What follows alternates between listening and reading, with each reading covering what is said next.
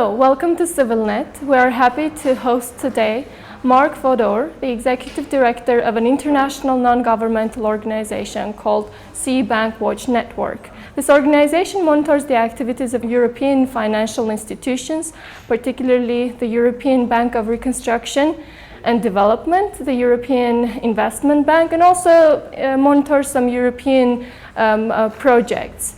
Hello, Mark. It's nice to have you. Thank you for taking our invitation.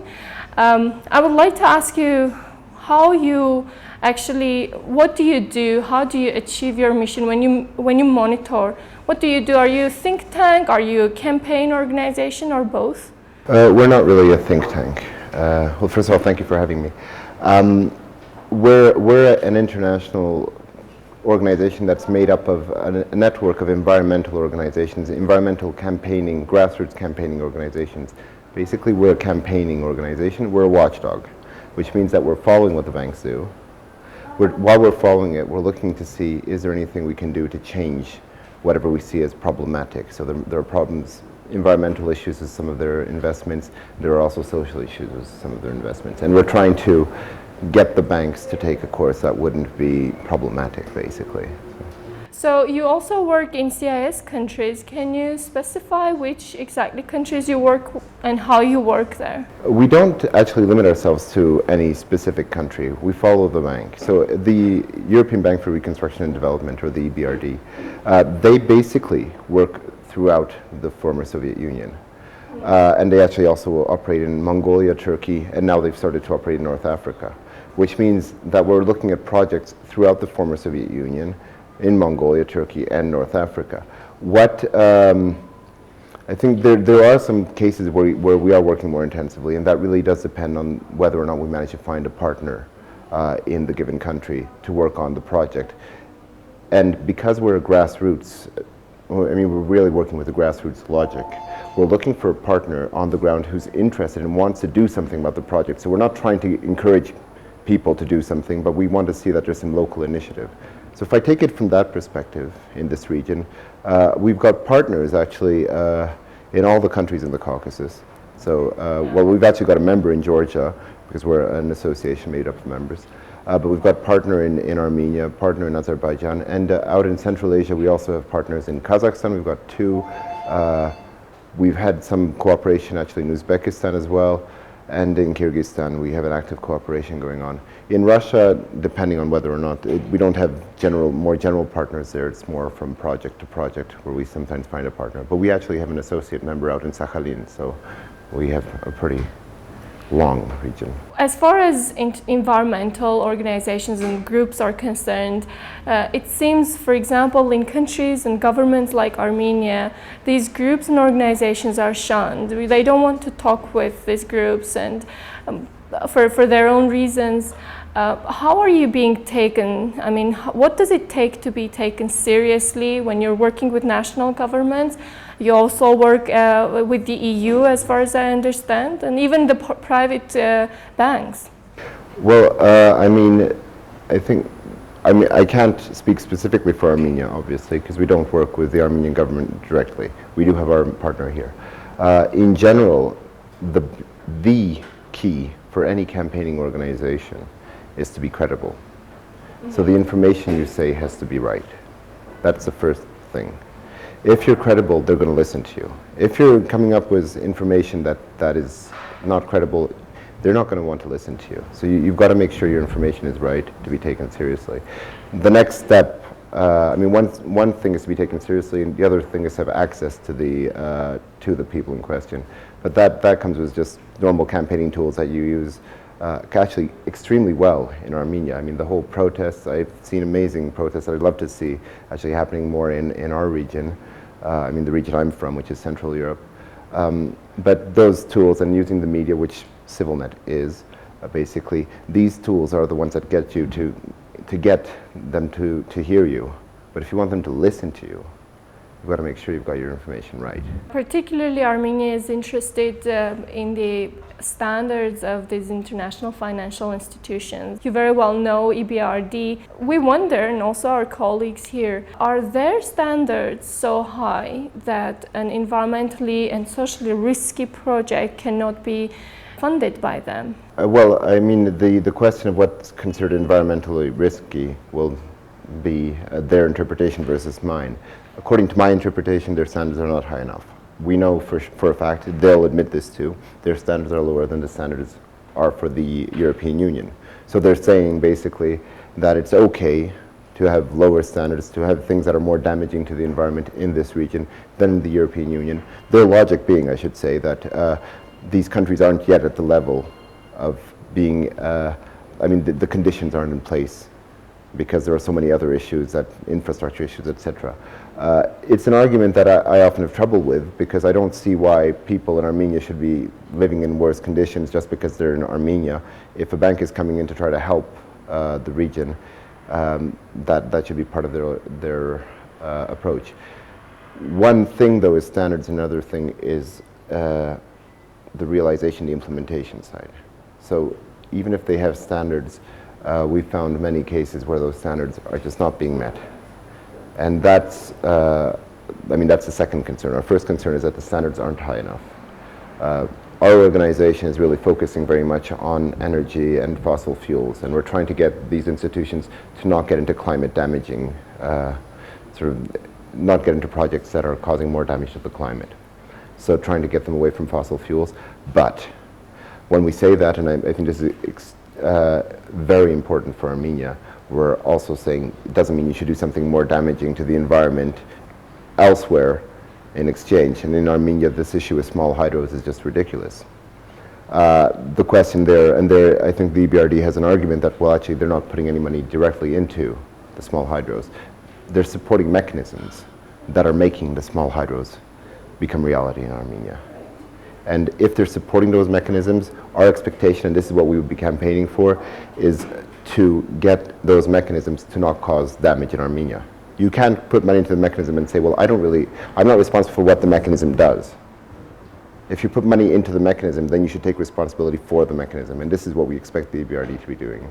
I know that in May, EBRD is going to have a meeting, a few days with civil society organizations internationally in Istanbul. What do you think you will be able to achieve if you participate, or even if civil society participates? Well, there are a few levels. These are meetings where they're called annual business meetings. Or I think that's what they're called. I don't know their exact name, but basically they're meetings where all the shareholders come in. That's all the governments that are shareholders in it, which includes actually any country receiving funding. So Armenia is a shareholder.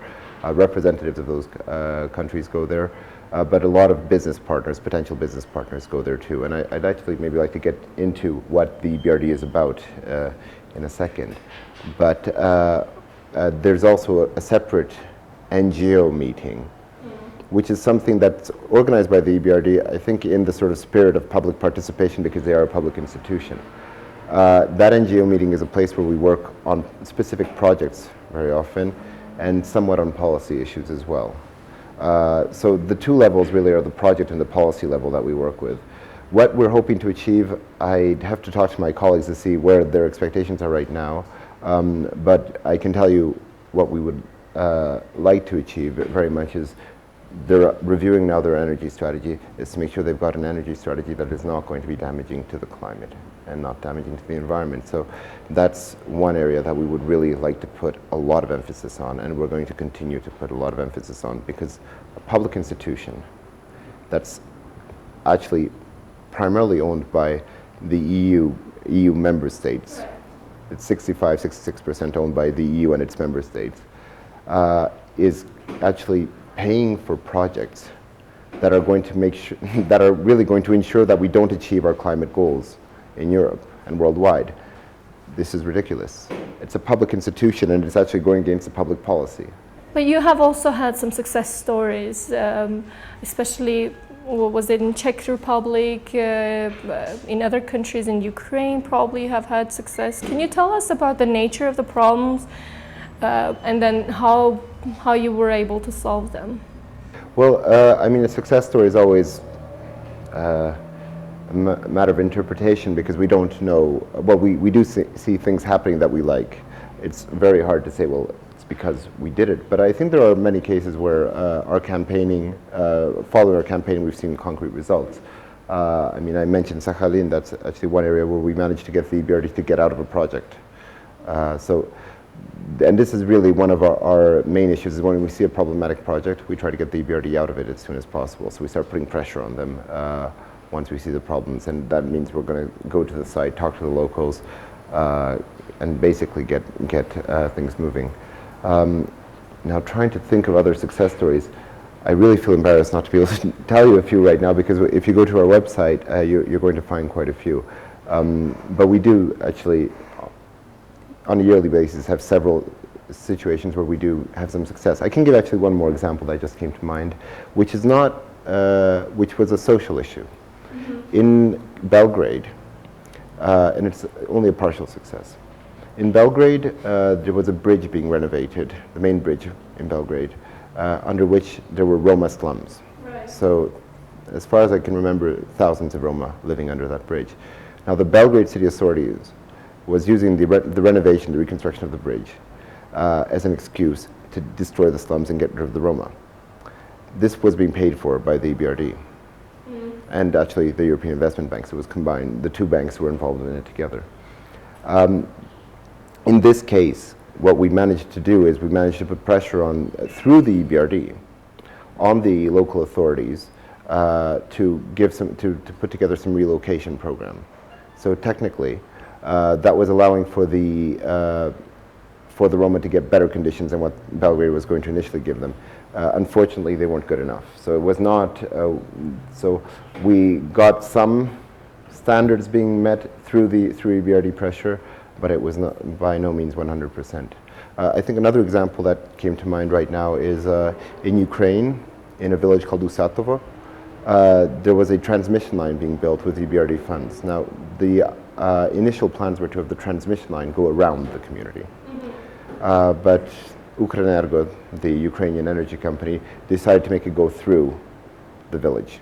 The villagers started to protest. The police came and beat them up. We informed the EBRD about that. The EBRD stopped the loan. So that was a very concrete, very clear.